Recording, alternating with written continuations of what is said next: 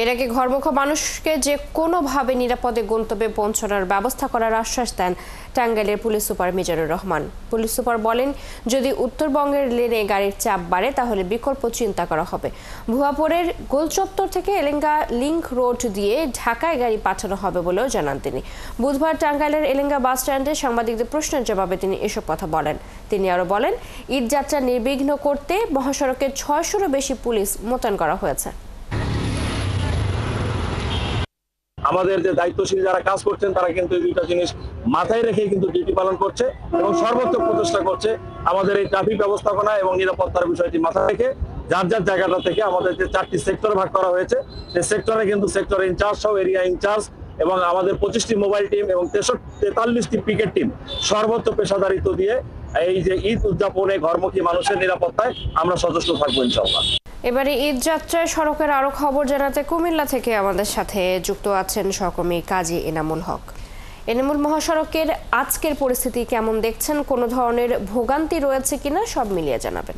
সড়কে এইবার ঈদ যাত্রাটি স্বস্তিদায়ক বলছে হাইওয়ে পুলিশ, জেলা পুলিশ এবং সেনাবাহিনী। এবং ইতিমধ্যেই কিন্তু মহাসড়কে যানবাহনের চলাচল স্বাভাবিক রয়েছে। তবে কিছুক্ষণ আগে কুমিল্লা পদুয়া বাজার বিশ্ব রোডে ইউটার্নে একটি মোটরসাইকেলকে যখন পেছন দিক থেকে কাভার্ড ব্যান্ড একটি ধাক্কা দেয় তখন সেই জায়গায় একটু ধীরগতি কিন্তু শুরু হয়। সেই জায়গাটি খানিকটা ধীরগতি আর রয়েছে এবং মোটরসাইকেলটিকে ডান দিকে সরানো হয়েছে এবং যান চলাচল কিন্তু স্বাভাবিক হয়েছে। এই পদুয়ার বাজারের মতো কিন্তু কুমিল্লা 6টি ইউটার্ন রয়েছে ঢাকা চট্টগ্রাম মহাসড়কের টোলপাজা এলাকা, সেই সাথে ইলিয়টগঞ্জ, চান্দিনা এবং নিমসার এলাকা এবং পদুয়ার বাজার এলাকা। এই জায়গায় যে ইউটার্নগুলো রয়েছে সেখানে প্রায়ই কিন্তু দুর্ঘটনা ঘটছে। আর দুর্ঘটনা যখনই হয় তখনই কিন্তু দেখা যায় খানিকটা ধীরগতি হয়।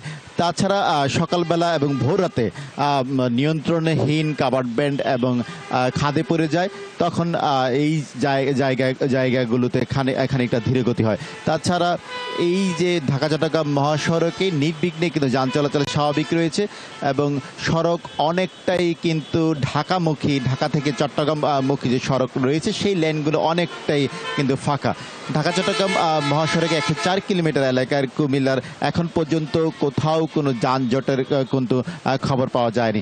তবে আজকে থেকে কিন্তু ঢাকা থেকে চট্টগ্রামমুখী যাত্রীদের সংখ্যা বেড়েছে এবং যাত্রীবাহী বাস এবং মাইক্রো এবং প্রাইভেট কারের সংখ্যাও কিন্তু বেড়েছে।